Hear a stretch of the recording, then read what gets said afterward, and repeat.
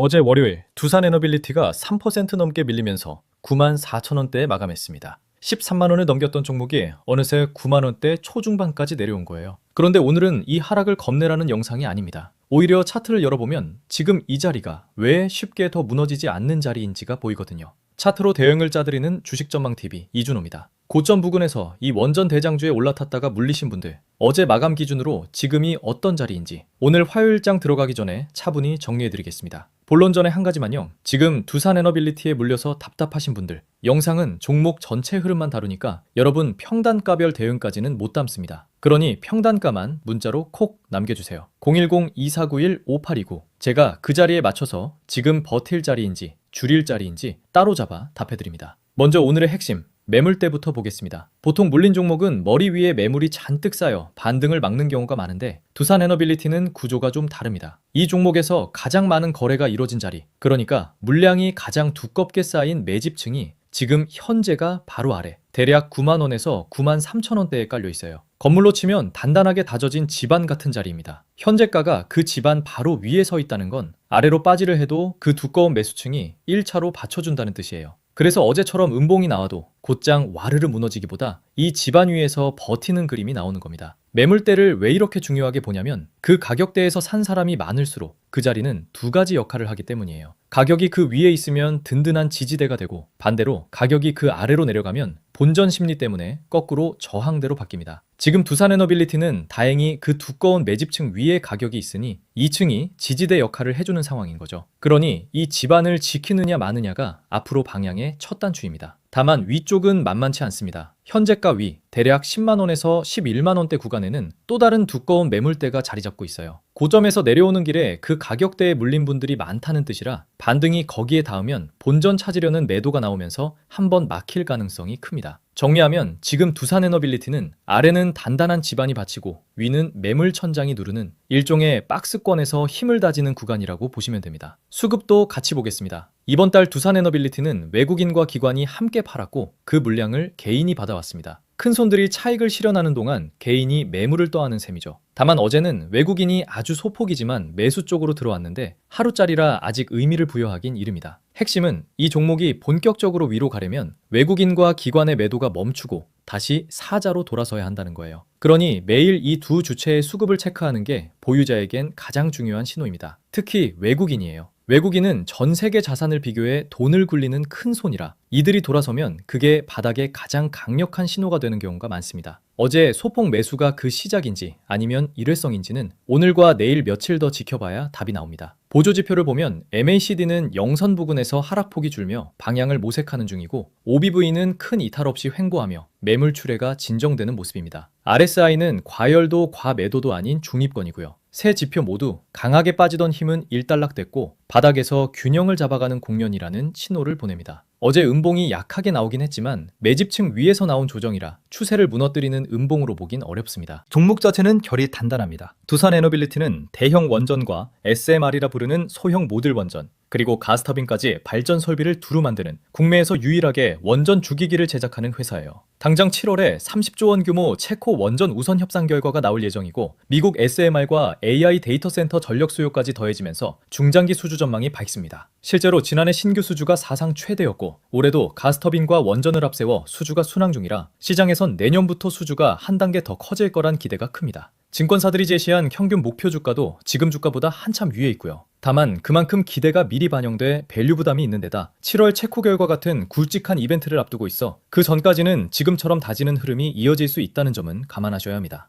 자, 그래서 오늘 화요일 대응을 정리하겠습니다. 핵심 기준선은 아래 9만원 선이에요. 방금 말한 두꺼운 매집층, 그 집안의 바닥입니다. 오늘 이 자리를 지켜준다면 박스권 하단을 다시 확인하는 거라 크게 흔들릴 필요 없어요. 반대로 9만원 선이 거래량 실려서 깨지면 그건 집안에 금이 가는 신호라 8만원대 초반까지 한 단계 더 열어두고 대응하셔야 합니다. 위로는 10만원 선을 거래량 동반해서 회복하는지가 1차 관문이고 그 위 매물대를 넘어서야 본격적인 반등 얘기를 할 수 있습니다. 물려 계신 분 입장에서 정리하면 지금은 집안 위에서 다지는 구간이라 어제 음봉 하나에 공포 매도로 던질 자리는 아니에요. 다만 7월 체코 결과 같은 큰 이벤트 전까진 위로도 시원하게 뚫기 어려우니 9만 원 선을 기준으로 차분히 지켜보며 대응하는 게 맞습니다. 여기서 더 정밀한 건 결국 여러분 평단가입니다. 13만 원 고점 부근에 물린 분과 9만 원 근처에 계신 분은 같은 차트를 봐도 대응이 완전히 달라요. 본인 자리 기준이 필요하면 문자로 평단가 남겨주세요. 010-2491-5829 오늘 시초가 흐름까지 보고 답해드리겠습니다. 이런 큰 이벤트를 앞둔 종목일수록 분위기가 아니라 정해둔 가격으로 끊어야 합니다. 제가 한온 시스템을 짚을 때도 매수는 4,500원 이하, 이절은 5,800원 위 이렇게 명확한 선을 그어 문자 주신 분들께 안내드렸어요. 두산 에너빌리티도 똑같습니다. 막연히 원전 대장주니까 버틴다가 아니라 아래 9만 원 선과 위 10만 원 선이라는 기준으로 냉정하게 대응하셔야 합니다. 여러분은 두산 에너빌리티 7월 체코 원전 결과를 기다리며 지금 이 집안에서 분할로 모아갈 자리로 보세요? 아니면 결과를 두 눈으로 확인하고 들어갈 자리로 보세요? 저는 외국인 수급이 돌아서는지를 같이 보고 있는데 여러분의 솔직한 생각도 댓글로 남겨주시면 좋겠습니다. 마지막으로 정리하겠습니다. 오늘은 아래 9만 원 선이 지켜지는지 그리고 외국인과 기관 수급이 어느 쪽으로 돌아서는지 이 두 가지만 보고 화요일장에 대응하세요. 단단한 집안 위에 있다고 방심해도 안 되고 어제 음봉 하나에 겁먹고 던질 필요도 없습니다. 기준을 정해두고 그 기준대로 움직이는 게 핵심이에요. 평단가별 대응이 필요한 분은 010-2491-5829로 문자 주시고요. 다음 영상에선 7월 원전 이벤트 전에 두산 에너빌리티와 함께 봐둬야 할 원전 관련주 하나를 가져오겠습니다. 대장주와 관련주가 어떻게 같이 움직이고 어디서 갈라지는지 비교해보면 대응의 폭이 훨씬 넓어지실 거예요. 도움이 되셨다면 구독으로 응원해주세요. 지금까지 주식전망TV 이준호였습니다. 오늘 화요일장에서 다시 뵙겠습니다.